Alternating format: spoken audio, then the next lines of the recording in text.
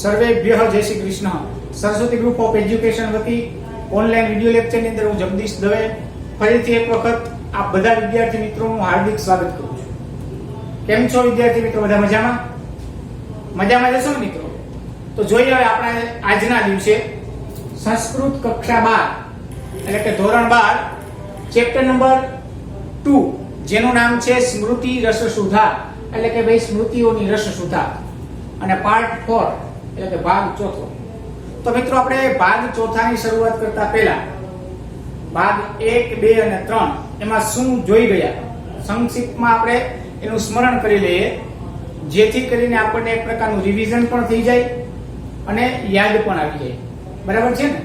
તો પાર્ટ 1 ની અંદર આપણે સ્મૃતિ શાસ્ત્રો વિશે જાણ્યા કે ભાઈ કેટલી પ્રકારની સ્મૃતિઓ છે, એને ધર્મગ્રંથ કહેવામાં આવે છે, શું કામે ધર્મગ્રંથ કહેવાય છે, આ બધું આપણે વિશેષમાં સમજ્યા. ત્યાર પછી સેકન્ડ પાર્ટની અંદર આપણે પાઠની શરૂઆત કરી, આ ચેપ્ટરની શરૂઆત કરી, પ્રસ્તાવના જોઈ. બરાબર ને? કે ભાઈ પ્રસ્તાવનામાં પણ એમાં પણ આપણે જે ગુજરાતીમાં લખેલું છે આપણે પેજ નંબર 6 ઉપર જોયું, વાંચ્યું બધાએ. એમાં પણ સ્મૃતિ ગ્રંથો કોને કહેવાય, કેટલા પ્રકારની સ્મૃતિઓ છે, એમાં અત્યારે સૌથી વધારે લોકપ્રિય હોય તો એ મનુસ્મૃતિ છે અને એને ધર્મગ્રંથ પણ કહેવામાં આવેલો છે. ત્યાર પછી આપણે ચેપ્ટરની શરૂઆત કરી. પહેલો શ્લોક જોયો કે અધર્મેને ધતે તાવત તતો ભદ્રાણિ પશ્યતિ તત સપત્નાન જયતિ સમૂલમ તુ વિનશ્યતિ.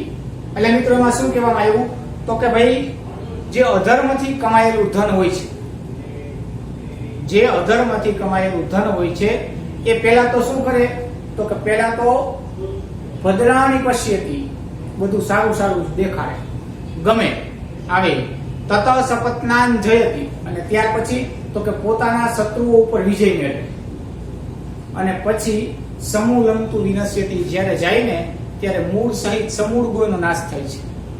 એવી જ મેં તમને બીજી સુભાષિત પણ કીધી હતી.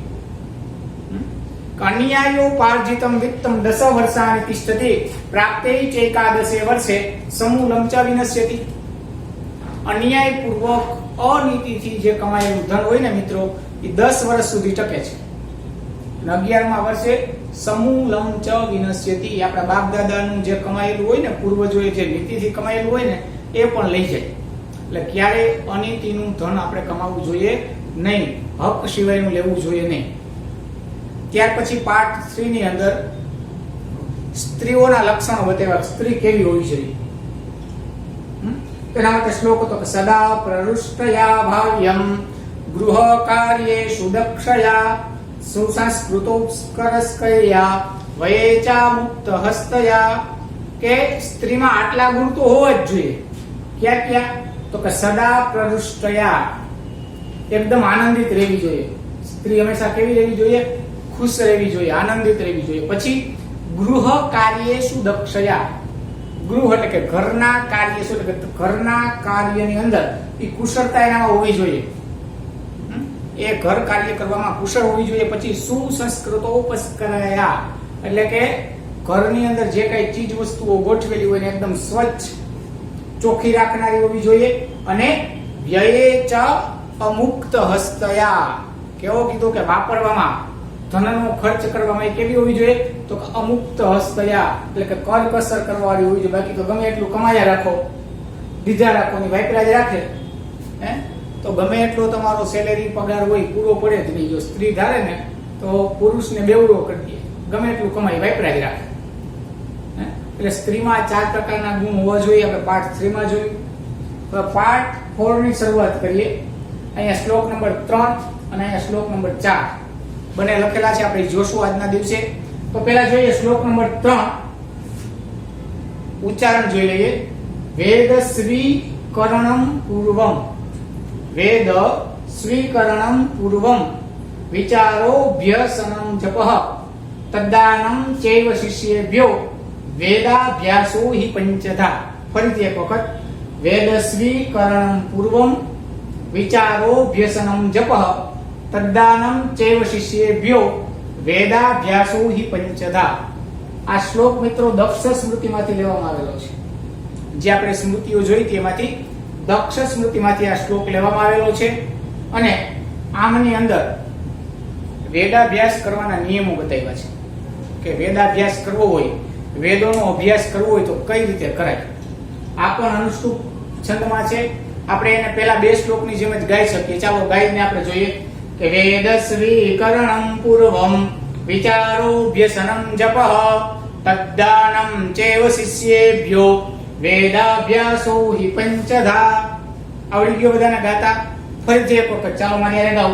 વેદસ્વીકરણમ પૂર્વમ વિચારોભ્યસનમ જપઃ તદ્દાનમ ચૈવ શિષ્યેભ્યો વેદાભ્યાસો હિ પંચધા. તો મિત્રો આની અંદર વેદનો અભ્યાસ કરવો તો કઈ રીતે કરવો એ બતાવવામાં આવેલું છે. હવે આપણે આનું મિનિંગ જાણવા માટે શું કરવું પડે? તો કે અન્વય જાણવું પડે. અન્વય એટલે કે શું? તો કે વાક્ય રચના પ્રમાણે શ્લોકને ગોઠવવો.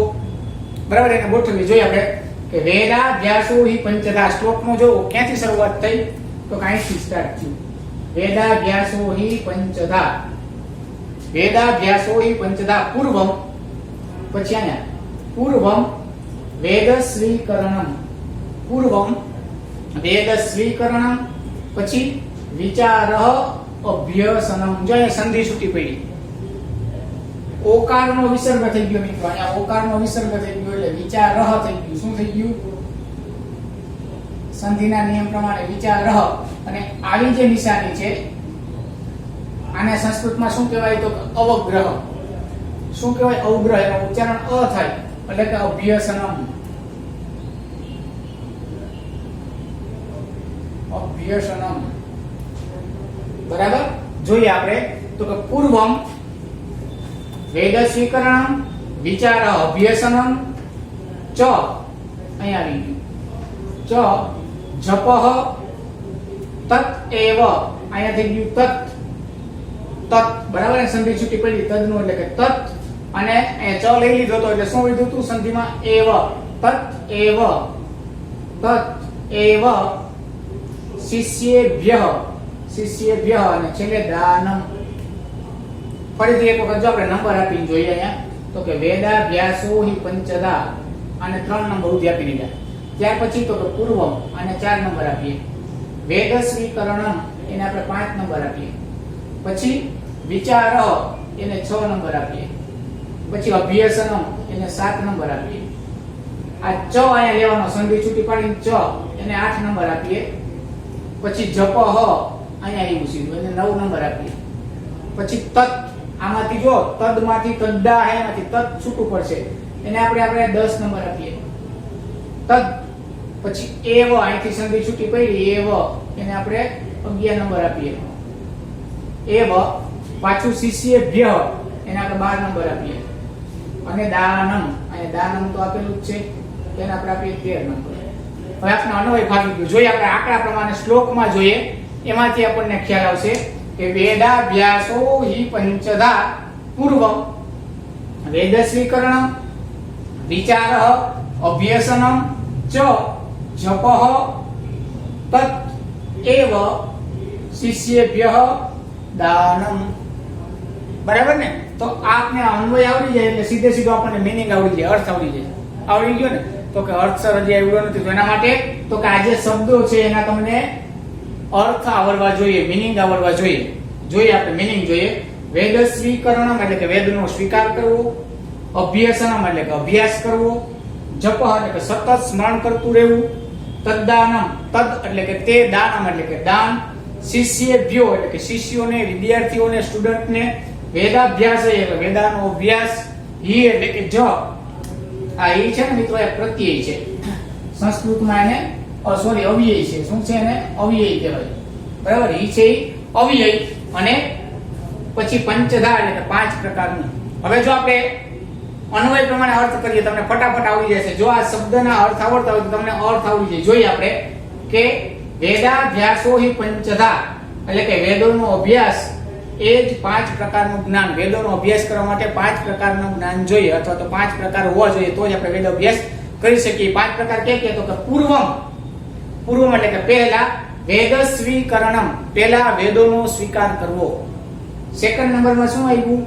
તો કે વિચારઃ ત્યાર પછી એનો સતત વિચાર કરવો. મનની અંદર સતત સ્મરણ કરતા રહેવું પડે. વેદોને તમે વાંચો નહીં તો ભૂલાઈ જાય. એટલે કે સતત વિચાર. પછી અભ્યાસનમ, ત્યાર પછી શું કીધું? અભ્યાસનમ એટલે કે અભ્યાસ કરવો. જપઃ, અભ્યાસ અને જપ બંને કરવા.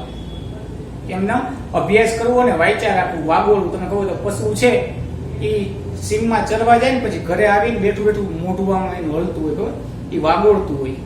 તો આ વેદોનો અભ્યાસ પણ સતત જપ કર, ભણ્યા પછી એનું સતત અભ્યાસ કરતો રહેવો પડે તો જ એ આપણને યાદ રહે છે.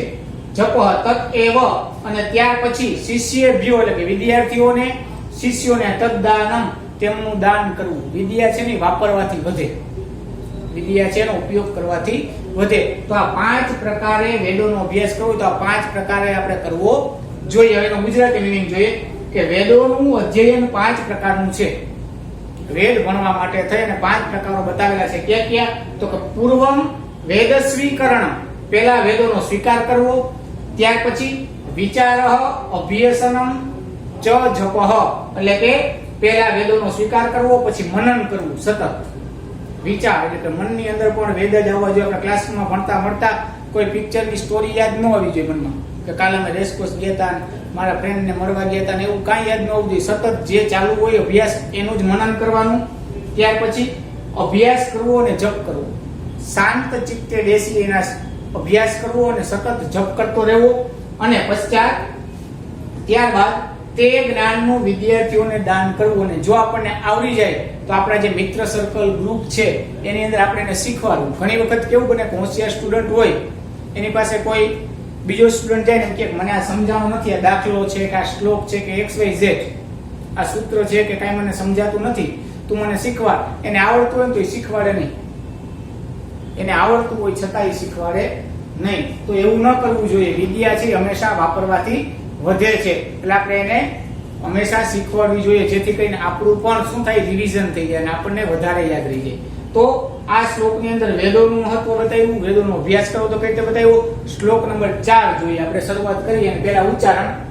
યથા કાષ્ઠમયી હસ્તિ, યથા કાષ્ઠમયી હસ્તિ, યશ્ચ ચર્મમયો મૃગઃ, યશ્ચ ચર્મમયો મૃગઃ, યશ્ચ વિપ્રો અનધિયાનઃ, યશ્ચ વિપ્રો અનધિયાનઃ, ત્રયસ્તે નામધારકાઃ, ત્રયસ્તે નામધારકાઃ. ફરીથી એક વખત એનું ઉચ્ચારણ શીખી લઈએ.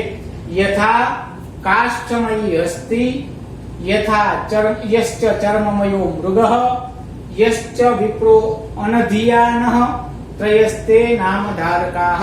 મિત્રો આ જે શ્લોક છે એ વશિષ્ઠ સ્મૃતિમાંથી લેવામાં આવેલો છે. કઈ સ્મૃતિમાંથી? તો કે વશિષ્ઠ સ્મૃતિમાંથી લેવામાં આવેલો છે. આ શ્લોક પણ અનુષ્ટુપ જ છે. આ શ્લોકનો છંદ પણ અનુષ્ટુપ જ છે. આપણને ભણવામાં આવશે છંદ 12માં, બરાબર છે ને? તો કે છંદ ઓળખાય તો કે જો અનુષ્ટુપ છંદનું આની પહેલા મેં કીધું હતું, અત્યારે ફરીથી એક વખત કહી દઉં કે આ 4 ચરણ હોય. કોઈ પણ શ્લોક હોય ને 4 ચરણ હોય. એ 4 ચરણમાં મિત્રો એક સમાન જ અક્ષર આવે. અનુષ્ટુપ છંદ હોય ને તો એ 4 ચરણમાં 8 અક્ષરો આવે. કેટલા અક્ષરો આવે? 8. 4 માં 4 ભાગ પડ્યા મેં. એ ચારેયમાં 8 અક્ષરો આવે. અડધા અક્ષર એટલે કે જે ખોડા અથવા તો જોડાક્ષર હોય ને ગણવાના નથી. જોઈએ આપણે, જોઈએ 1 2 3 4 5 6 7 અને 8. બીજી લીટીમાં 1 2 3 4 5 6 7 અને 8. ત્રીજી લીટીમાં 1 2 3 4 5 6 7 અને 8. ચોથીમાં 1 2 3 4 5 6 7 અને 8. બરાબર ને? પહેલી લીટીમાં આપણે સ અડધો નથી લીધો, અહીંયા દંત્ય સ અડધો નથી લીધો, અહીંયા ચ માં જે સ છે એ અડધો છે એ નથી લીધો, અહીંયા અવગ્રહ છે એ અડધો નથી લીધો, અહીંયા પણ સ છે અડધો નથી લીધો. બાકી 8 8 8 અને 8 ટોટલ 32 અક્ષરોનો જે છંદ બને એને અનુષ્ટુપ છંદ કહેવાય. એને પણ રાગમાં કઈ રીતે ગાઈએ જોઈએ. યથા કાષ્ઠમયી હસ્તિ, યશ્ચ ચર્મમયો મૃગઃ, યશ્ચ વિપ્રો અનધિયાનઃ, ત્રયસ્તે નામધારકાઃ. ફરીથી ગાઈએ આપણે. યથા કાષ્ઠમયી હસ્તિ, જો જે શબ્દ ઉપર દીર્ઘાય છે એ શબ્દને આપણે ભાર દેવાનો છે. યથા કાષ્ઠમયી હસ્તિ, બરાબર? જે શબ્દ ઉપર દીર્ઘ આવે એને આપણે સેજ ભાર દેવાનો. યથા કાષ્ઠમયી હસ્તિ, યશ્ચ ચર્મમયો મૃગઃ, યશ્ચ વિપ્રો ન ધીયાનઃ ત્રયસ્તે નામધારકઃ. તો તમને બધાને ગાતા પણ આવડી ગયું, બરાબર છે. હવે આ શ્લોક શું કહેવા માંગે છે એના માટે થઈને આપણે અન્વય સમજવો પડે. જ્યાં સુધી આપણને અન્વય ન આવડે ત્યાં સુધી આપણે શ્લોકનો મીનિંગ કરી શકતા નથી. જોઈએ અહીંથી ક્યાંથી અન્વય, તો અહીંથી પહેલેથી જ અન્વય સ્ટાર્ટ થાય. યથા કાષ્ટમયી અસ્તિ, જો અહીંયા યથા કાષ્ટમય અસ્તિ યથા ચર્મમય મૃગઃ યહ ચ વિપ્રઃ અનધિયાનઃ અસ્તિ તે ત્રયઃ નામધારકાઃ સંતિ. શું કહેવા માંગે છે તો કે યથા કાષ્ટમયી એટલે કે કાષ્ટમય, અહીંયા સંધિનો નિયમ લાગુ પડે, ઈકારનો વિસર્ગ થઈ જાય એટલે કે યથા કાષ્ટમય અસ્તિ. ત્યાર પછી યથા, અહીંથી યથા ચર્મમય મૃગઃ, યથા ચર્મમય મૃગઃ, પછી યહ ચ, અહીંયા યહ ચ અથવા તો યહ ચ વિપ્રઃ અનધિયાનઃ. જો આ જે નિશાની છે મેં કીધું એમ કે આ જે છે ડ નથી, ઘણા એને ડ વાંચતા હોય.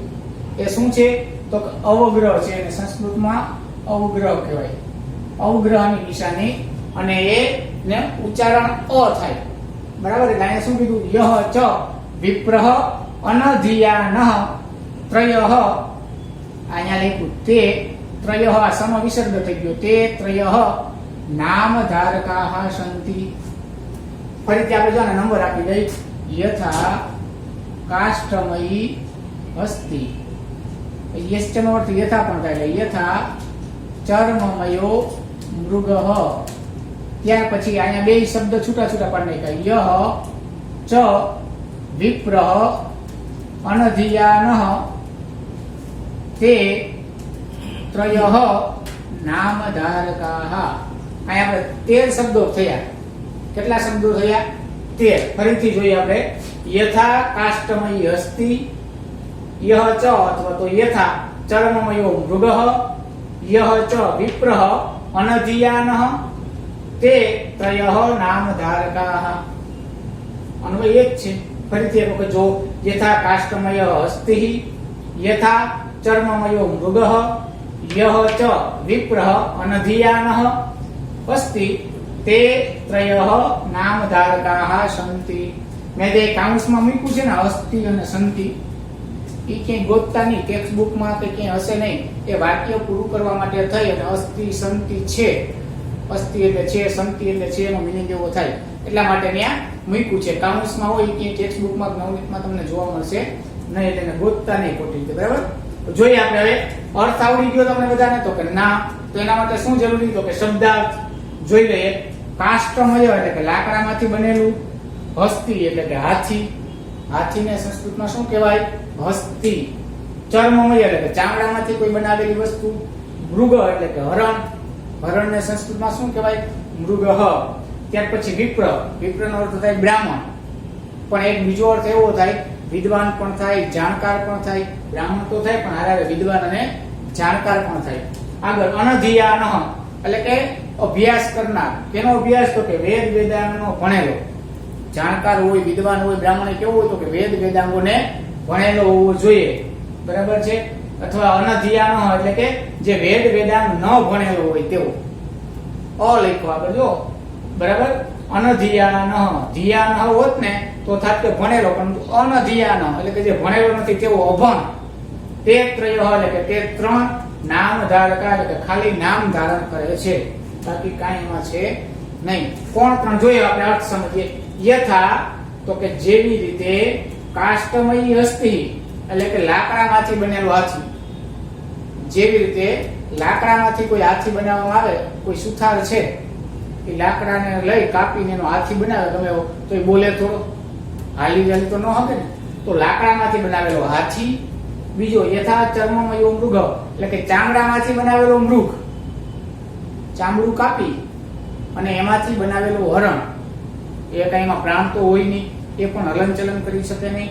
લાકડામાંથી બનાવેલો હાથી, ચામડામાંથી બનાવેલું હરણ, યહ ચ અને વિપ્રઃ અનધિયાન કે જે કોઈ વિદ્વાન છે, જે બ્રાહ્મણ છે, જે વેદ વેદાંગનો અભ્યાસ નથી કરેલો, અભણ છે, તે ત્રયઃ, તે ત્રણેય. કોણ ત્રણેય? તો કે લાકડામાંથી બનાવેલો હાથી, ચામડામાંથી બનાવેલો હરણ, અને જેમણે વેદ વેદાંગોનો અભ્યાસ કરેલો નથી તેવો બ્રાહ્મણ, વિદ્વાન, જાણકાર. તે ત્રયઃ, તે ત્રણેય નામ ધારકાઃ, ખાલી નામ ધારણ કરેલા છે, બાકી એનામાં એક એવા ગુણ છે નહીં. એ લાકડાના હાથીમાં ખાલી હાથીનું ને એનું બેનું નામ એક છે, બાકી એકય સારા ગુણ એમાં મળી આવે નહીં. બીજું તો કે ચર્મમયો મૃગ, હરણ, ચામડામાંથી બનાવેલો હરણ અને ઓરિજિનલ હરણ, બેને કહેવાય મૃગ છે, પરંતુ ઓરિજિનલ અને ચામડામાંથી બનાવેલામાં એમાં એકય લક્ષણ મળે નહીં. અને ત્રીજું શું કીધું? તો કે વિપ્ર અનધિયાન, જે વિદ્વાન છે, જે જાણકાર છે, બરાબર છે, એને અનધિયાન, જે અભણ છે, જે ભણેલો નથી, એને અને વિદ્વાનમાં ખાલી નામ સરખું છે કે બેને કહેવાય વિદ્વાન, બ્રાહ્મણ કહેવાય, જાણકાર કહેવાય, પરંતુ એને વિદ્વાન, જે ખરેખર વિદ્વાન છે, એને બેને એકય ગુણ મળતા નથી. તે ત્રયઃ, આ ત્રણે ત્રણ, હાથી, મૃગ અને વિદ્વાન, આ ત્રણે ત્રણ કેવા છે? નામ ધારકા, ખાલી નામ બેના બધાયના મળતા આવે, બાકી ત્રણેયમાં એકયમાં સારા ગુણો કે ઓના જેવા ગુણો હોતા નથી. જોઈએ અર્થ: લાકડાનો બનેલો હાથી, ચામડે મઢેલું હરણ, અને જે વેદ વેદાંગ ન ભણેલો વિદ્વાન હોય એ ત્રણેય માત્ર નામ ધારણ કરનારા, માત્ર કેવા પૂરતા છે, બાકી એનામાં નાનામાં એકય ગુણ છે નહીં. લાકડાનો હાથી, ચામડામાંથી બનાવેલો હરણ, અને વેદોનો વેદાંગોનો અભ્યાસ ન કરેલો બ્રાહ્મણ, વિદ્વાન, આ ત્રણેય ખાલી ફક્ત ને ફક્ત નામ ધારણ કરેલા છે, બાકી એકય ગુણ એને મળતા નથી. તો મિત્રો, તમને બધાને શ્લોક નંબર 3 કે જેમાં વેદોનો અભ્યાસ કઈ રીતે કરાય અને કેમ કરવો જોઈએ અને કર્યા પછી શું કરવું જોઈએ એના લક્ષણો બતાવ્યા. 5 લક્ષણ વેદોના. શું? તો કે પહેલા વેદનો સ્વીકાર કરવો, પછી તો કે એનો મનન કરવું, 3 નંબરમાં તો કે અભ્યાસ કરવો અને જપ કરવો, 4 નંબરમાં તો કે એ જ્ઞાનનો વિદ્યાર્થીઓને અભ્યાસ કરવો અને જાપ કરવો, 3 અને 4, અને 5 નંબરમાં તો કે જે ભણેલું છે એનું આપણે દાન કરવું.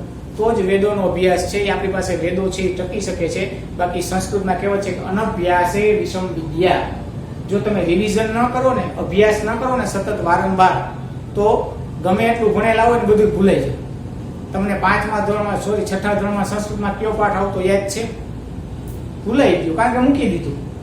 એવી જ રીતે જો આ વેદોનો અભ્યાસ અથવા તો કોઈ પણ વિષયનો અભ્યાસ આપણે વારંવાર એને રિવિઝન કરવામાં ન આવે, એનું મનન કરવામાં ન આવે, કોઈને આપણે શીખવાડીએ નહીં, તો એ ભૂલાઈ જાય છે.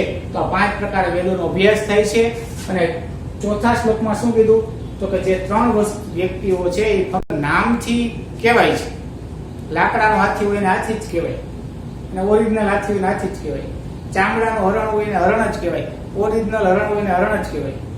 દેખાવમાં વિદ્વાન જેવો બ્રાહ્મણ હોય, જાણકાર હોય એને જાણકાર જ કહેવાય. પરંતુ ત્રણેયના ગુણો અથવા તો ત્રણેય એક સમાન નથી. એક સમાન હોય તો શું છે? ફક્ત એના ત્રણેયના નામ જ સરખા છે, બાકી ગુણથી કે એક રીતે એક સરખા નથી. બરાબર ને? તો આઈ હોપ કે તમને બધાને આ બંને શ્લોક વ્યવસ્થિત સમજાઈ ગયા હશે, હે ને? જો મિત્રો કદાચ શ્લોક ન સમજાણા હોય તો આ વિડીયો છે ને તમે પાછો રિપીટ કરીને જોજો, જેથી કરીને તમને આ વ્યવસ્થિત રીતે સમજાઈ જાય. ચાલો, સર્વેભ્ય જય શ્રી કૃષ્ણ. જયતુ સંસ્કૃતમ.